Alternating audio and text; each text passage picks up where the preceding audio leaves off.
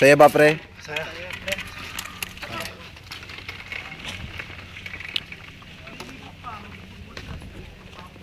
Oh, chicks.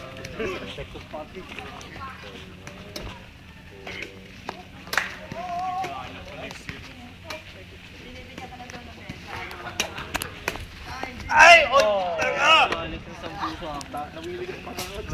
8-7.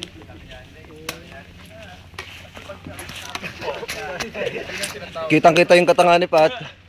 Eh, nakapituloy siya.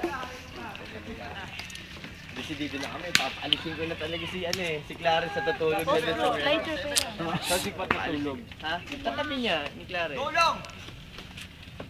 Lupit mo talaga, grabe.